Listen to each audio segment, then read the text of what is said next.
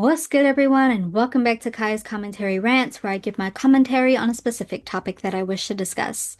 Before we get down to it, you can follow me on Instagram, Twitter, TikTok, and Blue Sky at Kaya R. Pennington, and you can follow Kaya's Commentary on Instagram, TikTok, and Tumblr at Kaya's Commentary. Before we get down to it, be sure to hit the follow/subscribe button and the bell so you get notified when new videos drop. Also, you may very well hear my cat in the background. I can't even hardly work in my office anymore without him like just demanding my attention all the time. So when I'm filming, he especially likes to be a little butthole at these times. So you may hear him, and for that, I apologize. Now let's get into the topic. Today we're talking about the world of shipping, the good, the bad, the playful, the harmful, and everything in between. Now, yes, I've had a similar video on my page before. I felt like it could be, revamped. Some things could be added, some things could be taken out, some things could be centered a little bit more. So we can look at this as a slight revamping of that, but also a slight part two to my disposable black girlfriend video, and that I will be talking about ships that mainly deal with black women and white men, because a lot of these um, reasonings and pushback really I've seen happen with these characters. Also, this kind of goes with my overall goal of the videos that I will be posting in the upcoming future around like April and May of 2026, which is representation and fantasy and sci-fi. That's my thesis, so it'll all connect to one another. So to start, what is shipping? Shipping is where you take two characters, typically the main two, but not limited to the main two characters, and you pair them together romantically. That is, you wish that they would be a romantic couple. Now, this is not a new phenomenon. You can track it back to like the 70s and 80s with Princess Leia and Han from like the Star Wars universe. Other examples include Olivia Benson and Elliot Bensler from the Law and Order universe, Scully and Mulder from the X-Files, Kyle Barker and Maxine Shaw from Living Single, Klaus and Caroline from The Vampire Diaries, Bonnie and Damon Bayman from The Vampire Diaries, Mona and Spencer from Half and Half, etc., etc. Xena and Gabrielle from Xena Warrior Princess. So many shipping can be it's a wide web, and it's not even just two characters. You can ship a plethora of characters together at one time. You can ship across universes, however many ways you want. It's a wide universe, a wide fandom. Now, it is important to note that shipping is subjective. Some people ship the listed examples and some don't. And that's their right to. You don't have to ship a ship just because it's popular. You don't have to ship a ship or ship anything at all if you don't want to. In fact, there is an ever-growing amount of people who are seeming to be like downright opposed to shipping as a whole. These people feel that shipping and romance ruins media, and their reasonings are as follows. Men and women can just be friends, or fandoms can get toxic when people start shipping and it doesn't work out the way that they want them to, projections and whatnot. Or they're just platonic soulmates and they have a mutual respect and admiration for each other. Or it's not that kind of show. Or, my personal favorite, she doesn't need a romance from a man or anybody. She's a strong, independent woman. She doesn't need or want a romantic love interest. As I said, this will be slightly racial. I will be dealing with mostly black women, or white men ships. Not that I just want to focus on swirl ships, but it just so happens that that's where a lot of my ships lie, and I am always ending up going to bat for these ships, so why not talk about it?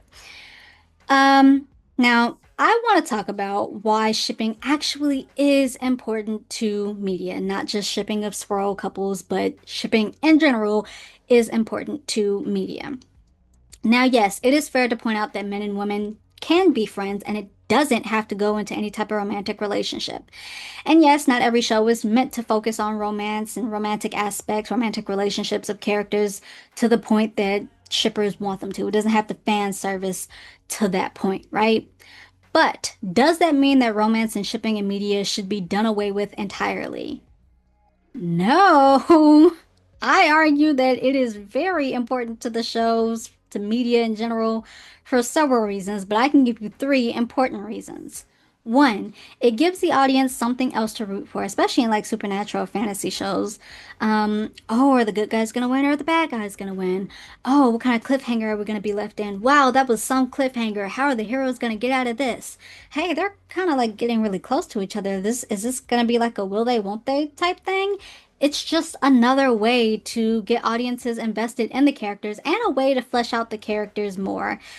Too many of y'all just want characters to be all about the business all the time with no way to relieve that stress. Too many of y'all are opposed to filler episodes and filler content, not realizing that filler content, and not even to say that romance is solely filler content, but romance and filler content adds depth and layers to the characters and the plots. It's important. And y'all disdain for filler is why it's partially why we have 6 episodes every 5 years now.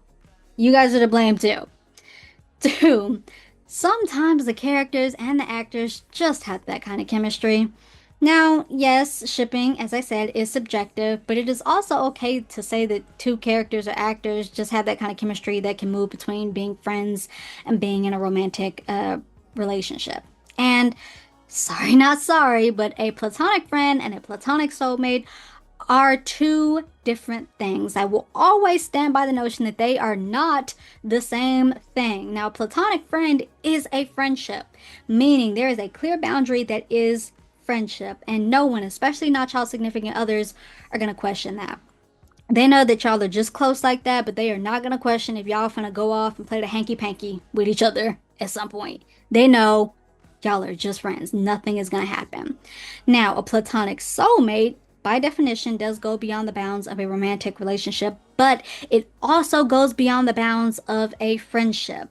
Spiritually, emotionally, y'all click. Whatever would have you, y'all click. Y'all are each other's one and only. And y'all can have significant others, but at the end of the day, it will always be that other person. So, when platonic soulmates get together, it's more about the natural progression of their character arcs and less about forcing two main characters together for the sake of doing so. If your significant other walks in on you and your friend laying around under a table looking deeply into each other's eyes and just staring and getting all close and just staring so deeply and then oh yeah anyway and their first thought is should I leave? Maybe it's not the insecurity on the significant other's part. Maybe they're just not comfortable with the fact that y'all look like y'all were about to kiss. Like, maybe they're just uncomfortable with the fact that, hey, this other person clearly offers you something that I never will be able to offer you. So, you know what? Go be with them. Go be with them. Like, don't waste my time. Don't waste your time. Don't waste their time. Go be with them. I promise you, I'm not mad. Like, sometimes it just goes beyond that. Like, y'all are each other's one and only, and it will always be that other person. So it's more about the natural progression of their characters arc. If these two people are eventually just gonna end up being together, like physically, they're together, why not be together romantically? Three, most romantic relationships start out from close knit friendships, relationships anyway. According to a 2024 Forbes study, because there is so little time for people outside of work and the fact that most adults have some level of comfortability with coworkers, 60% of adults engage in a workplace romance. Of that 60%, 43% of workplace romance, according to Forbes, ends in marriage. The Forbes study noted that 59% of people who date in the workplace do so because of the shared workplace experience.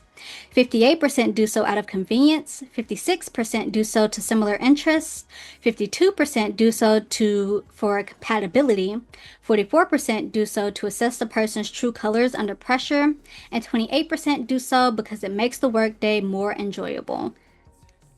Huh. Almost like you can have a mutual respect and admiration for somebody and still find them a worthy romantic partner for you. Almost like those two things aren't mutually exclusive. Sorry for the sarcasm, but that one also, although it's not like as much of a as the independent woman trope, it really frustrates me because no, they're not in a romantic relationship. They don't see each other like that. They just have a mutual respect and admiration for one another. Why would you want to be with somebody who doesn't respect you? Of course, you want to be in a relationship with somebody who respects you and, dare I say, has a level of admiration for you. Like, it's not one or the other. You're not dating somebody who has no respect for you. So when you say that, it's not an excuse. It doesn't it disqualify like them being a romantic partner. Like both can be true. That said, there are some drawbacks. Fear of workplace breakup increased by 17%. Over 50% of people said a workplace romance impacted their sense of individuality. 54% said that it impacted their work life balance. Over 50% said it impacted how coworkers treated them. And of that, 50% said it increased workplace gossip, and 33% said it increased jealousy. The study also found that 43% had changed jobs so that they may date a former coworker, and 30% created a breakup plan. The study goes on to find that 46% of people have had romantic feelings for a coworker, 36% have had a secret romance at work, and 17% have had a one night stand with coworkers. And while only 5% said that they would feel comfortably openly dating a coworker, more than likely due to the high percentage of gossip, less than 1% found it unprofessional. Now, there was some percentages and talks about how a workplace romance might increase favoritism, but bottom line, workplace romances are actually pretty common, and it's less the romance that can make a workplace messy, but how the two adults in the situation handle the situation. So that knocks out the men and women can be just friends who admire and respect one another. They're just platonic soulmates. Knocks that out of the park. Now, let's talk about the it's not that kind of show. Hate to break it to you. Every show is that kind of show because, for the love of God, I've said it once, I have said it twice, I have said it 1,000 times, and I will continue to say it 1,000 more on this channel. Characters and people deserve the ability to give and receive romantic love. It's that simple. Period. Like even thinking about how they would want to it's a human aspect, right? And if you take away that human aspect, you're taking away that part of their humanity. Even if it's like, oh, maybe I am asexual and I have no desire to do that at all. You're thinking about that. You're thinking about how it would feel for somebody to look at you romantically and sexually, or how you would look at somebody romantically and sexually. We all have those thoughts. It's a human thing. To take away that level of humanity is taking away that human component. Now, let's take FX as the bear. This show is an ensemble show that shows the lives of several chefs in and outside of the kitchen. In this show, we see the character of Tina, and a side character, and how she gets her job at the Bear, which was formerly the Beef, and her relationship with her husband. We see Nat, another side character, and her relationship with her husband that no one likes, but we still see. We see Ted Fax, because we just keep having to add Fax brothers and characters to this show, even though they're unfunny. And Neil is... I don't like the way that Neil is treated, and I don't like the way that Neil acts. Like, it could have started out funny, but it's like, is he, you know, why do they treat him that way? It's not funny. We keep adding facts to this show and we really don't need it. But we see Ted Fax and his relationship with his girlfriend and asking her to be his girlfriend. And we see the very messy relationship between Carmen, one of the main characters, and his childhood crush. All of this romantic love for the show to suddenly not be that kind of show when the romance becomes about Sydney and Carmen. And Carmen specifically feels unlovable, which is why his relationship with Claire is so messy. He's in a space where he doesn't feel worthy of platonic or romantic love, and the show is about him bettering himself in those ways. And thus, the show becomes that kind of show. Now, let's talk about my favorite non-feminist argument. She doesn't need or want a romantic love interest. She's a strong, independent woman. That is not a feminist cry, guys. Thus far, a lot of these arguments can come from both men and women, but this one, however, is used as a feminist cry, and for the love of God, it is not. Now, why do women attach to this argument? Because since the creation of TV, In film, women have always been shown in the standard patriarchal Western view of being one-dimensional. She doesn't really exist or have any goals for herself, outside of rather her relationship to her husband, boyfriend, or even like the males around her. Now, as the years have progressed and went by, this has gotten better, but it is a trope that you can still see today. So the fear is that if this character, who, yes, is strong and sometimes independent and can handle business all on her own, gets with a man, she loses her autonomy, her sense of self. The thing is, don't be so worried about a character losing her sense of autonomy that you deny her the ability to be vulnerable. Because that's equally as important. You know, she can't be a nomadic killing machine. Okay? It's equally important to show that she can be vulnerable, especially if that character is a black woman.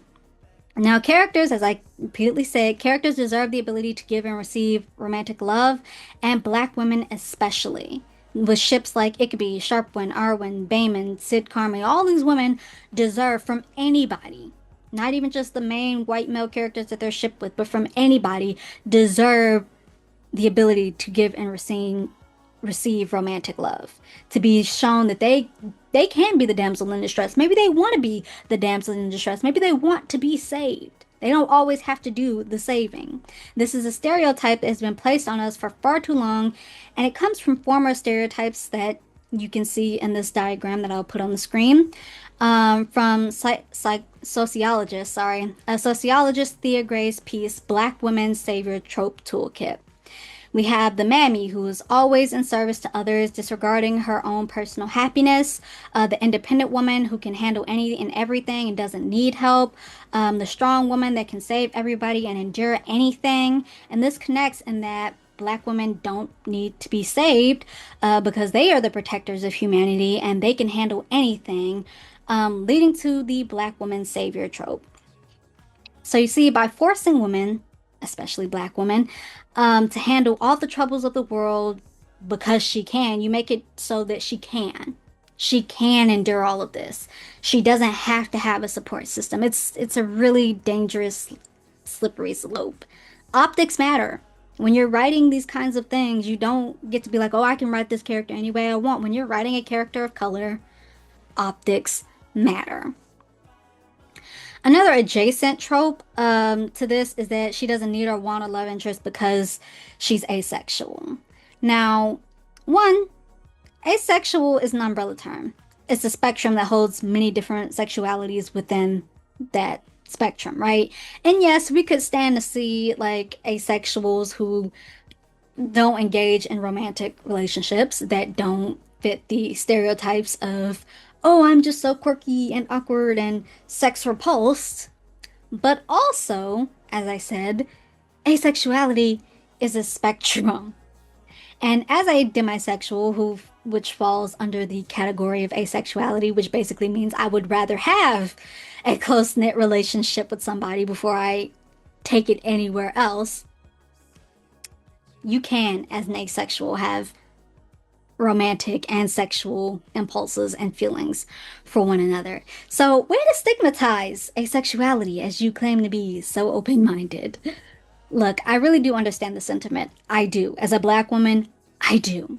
But it requires a balance. And I even understand, not even trust in the writers to have that kind of balance. I really do. When we're getting 6 episodes every 5 years, like I just found out that season 2 of Bridgerton, which was the most successful, really helped it stay above because season 1, whether you like it or hate it, season 2 helped a lot. And I just found out that there was really no type of support for those actresses and that they had to pay for their own rap party because there was no support from the production and the crew. I get not having faith in the writers. However, automatically going in with this mind point and then placing them in these tropes because you're automatically going in with that mindset is equally not helpful. Now, to projection and like toxicity, I'll admit it happens a lot. I think it, I think it can happen a lot, especially within like the queer community. Thinking about the Merthyr fandom, Merlin and Arthur shippers from um, Merlin and how, there are two episodes of Merlin. One where Gwen is under Morgana's sorcery and she is cheating, quote unquote, with Lancelot, who's a ghost of his former self. And then there's an episode where Merlin is under the same sorcery, Morgana sorcery, and he becomes an assassin trying to take out Arthur, and it doesn't work. But in that episode, it's so funny. Ha ha ha ha! Merlin's such a bad assassin. Oh my gosh! And Gwen and Gaius is stopping Merlin from completing his goal. So she's being helpful. I won't even say the savior because she's not like saving Arthur, but like, or Merlin, but she's being helpful. But in this episode where she's under that same sorcery, she's a cheater. She's a horrible person. She doesn't deserve Morgana, like, or she doesn't deserve Arthur. Like, you're doing all of that, jump through all those hoops just to say that Merlin and Arthur belong together, which is non-canon. And you can ship a non-canon ship, but it's like you're doing all this. I'm gonna call it what it is, racism, to say that Merlin and Arthur should be together. You're projecting. You can ship that ship without projecting. So yeah, I think it happens a lot with those kind of ships, but even that comes from a desire to see those more of those kinds of ships. It's not solely Merthyr specifically. Might be like 85-90% of those who ship Merthyr do so because Gwen is black. Like it's just the Merthyr fandom is really racist. Um, but I think things of like Newt and Thomas from The Maze Runner. I watched that recently because it's on Netflix, and I don't see it. I don't see it at all. I've never really had a problem with that ship. Like, if you want to ship it, I was more of a Brenda and Thomas kind of girl. But if you want to ship it, ship it. But watching it back, it's like they really are friends. They don't have any type of looks or any type of. They really are friends. But if you want to ship it, ship it. You want that kind of representation, and I get it. I get it. Like, and me not seeing it doesn't mean I have a right to go into your space and get all up in your space and scream at how you insane you guys are. I don't engage with the Merthyr fandom. So I'm not gonna go into videos where it's hashtag Merthyr and be like, you guys are racist. But if I see a Merthyr being racist, I might retweet it and call it out. If I see somebody shipping Newt and Thomas, I was more of a Brenda and Thomas kind of girl. I'm not gonna go in their space and call them insane and say they have a disease and a sickness. Like, because shipping is whatever you perceive it to be, right? So I get the projection, but it's also like, and like the toxicity, but it's also like sometimes it's just a need, sometimes people just see things, and sometimes that toxicity can come from hatred or just like parasocial, and you need to take a step back because these are fictional characters. And then sometimes they just come from like just seeing it, just wanting it to happen. And you get defensive when people come into your space and say, you guys are insane. No, I like their friendship. We're gonna make a video about their friendship because I'm making a video about their shipping. You know? All that to say, I've hit on how, fan reactions to characters. Now I want to discuss actors responding to ships as well as shipping actors.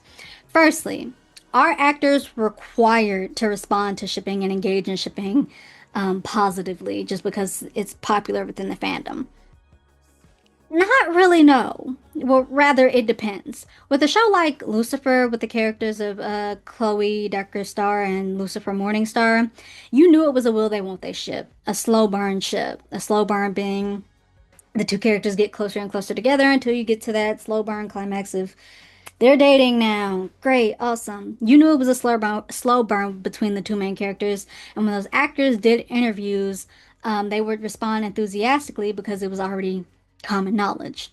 Then there are shows like New Amsterdam, where it's implied that the characters of Max and Helen may eventually get together, but also Max had a wife, so they may take it there or they may not, and the actors would usually respond in that kind of way. Well,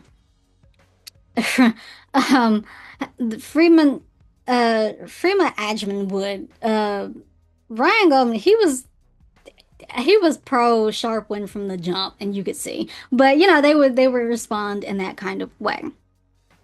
Then there are shows like The Bear, where the actors are vehemently opposed to the shipping of their characters. Now, The Bear is in a unique position because it is somewhat following the playbooks of the Will They Won't They ships. I want you to look at his what I'm gonna call his non-love confession um, in season 4, where he's telling Sydney, "You're the bear, and any type of good that's gonna come from this establishment came the minute you walked in the door." If that's not a love confession equal to what is there for me in a world without you? Or um, I worked and fought alongside many people, and it's only recently that I've come to find out what a real partner is, someone who makes you better just by being at your side. Or I can't be your friend and your doctor and your deputy. I have to triage us. But what if I want you? Go look at those or any ships or any shows where they're hinting or baiting a will they, won't they, and then look at this. It is following the same playbook. That was a non-love confession. Like, it is. They were in a unique position because they're saying one thing, but then they're doing another thing, which is how will they, won't they's, work. You have two characters who are very close to each other, dealing with their personal issues while seemingly gravitating even closer to each other. But the actors and the creators, despite this, don't seem to be all that keen on fully following that format. And that's all right. They're under no obligation to openly ship a ship just because it's popular among a lot of the fans. That said, I would highly advise from taking the anti-romance stance that they are seeming to take. But the actors, they can choose to focus on other aspects instead of like a solely romance between the main two characters. They don't have to. But as I said, I would advise from taking the anti-romance stance because, as we've already discussed, it is that kind of show. Everybody's getting in a romance. The only type of romance that Sydney would have had was with Marcus, and she turned him down, and then he responded poorly to her turning him down. And are you just putting those two characters together because they're black? Because that also says something, right? Also, I think about the fact that, you're working so hard to boost Claire up that you would use Sydney's trauma in season 4 of her dad's heart attack to boost her character up. There was no reason that Carmen or Marcus or Richie or anybody from the Bear shouldn't have accompanied her to the hospital, and that it was Claire to provide that comfort because you were trying to boost up Claire as a character because you haven't put in any work to make her likable thus far. Like, I would highly advise against taking the anti-romance stance between them because it is that kind of show. And with what you're doing, you're placing Sydney in a situation where she's this independent black woman and she can handle trauma. And we don't really fully delve into her care. You're not treating her with the respect that her white counterpart may have, even though she's a very crucial. And that's not to say fully not treating her with respect, but there's a difference. Also, there is nothing wrong with romance to be taking this anti-romance ship. There's nothing wrong with it. There is nothing wrong with it. That's the whole point of this video. Romance is natural. Intimacy is natural. To go on a quick tangent about sex and intimacy in media, I'd argue that that's needed as well. So many people are opposed to romance and that kind of intimacy. Oh, we should just fade to black. We don't have to see it. Part of me gets that because the way I'm just so opposed to spicy scenes in books these days, but that's because, and I won't censor myself, a lot of these newer books are putting rape fantasies in their books and then calling it romance when it is erotica at best and a psychological horror at worst. But that's not, just because I don't like it doesn't mean I don't think it should not exist, right? I just feel like label it correctly, people. But I think about shows like The Ones Who Live with the characters of Rick and Michonne. Those characters have been separated for years now. And they get back together, and then Rick is so closed off to Michonne because he's afraid of losing her, and then she has to gradually pull him back. So when they finally do engage in that kind of intimacy, it means something. It means something. Now, I get being tired of gratuitous sex or, you know, rape scenes to push the plot forward. They don't do anything but just add trauma to the character. Looking at you, Outlander. So I get it, but also that kind of intimacy matters because it also can tell a story and push the characters forward and add more depth to the characters, right? So romance and sex, they're not the issue. They're your complete disregard for it and why you don't think it matters to the story is the issue. Now, to shipping actors who have that kind of chemistry, real life shipping, hard no. Shipping is something that you do in fictional spaces. It is not encouraged to do in real life. Now, I mean, if you want to have those takes, okay. Like, I mean, I had celebs who I think would be cute together or who I feel like have messed around, but you will never know. You will never know who those actors are for me because I will never publicize it. Never publicize it. That can make it weird for like the real life people who constantly have to say, no, me and my coworker are not messing around. We are just actors and we can turn it on and off. And hey, my significant other is right here. That's not cool. Or, no, hey, I'm not messing around with my friend. This is my friend. And now you're putting that kind of pressure. They can't even be seen together without y'all harassing them like that. That's not cool. It puts pressure on them. It's projecting. Or, maybe they are messing around. Maybe they are in a relationship.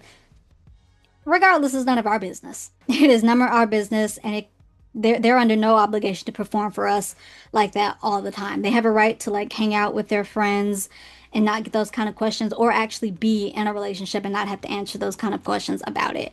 Keep your shipping to the fantasy world.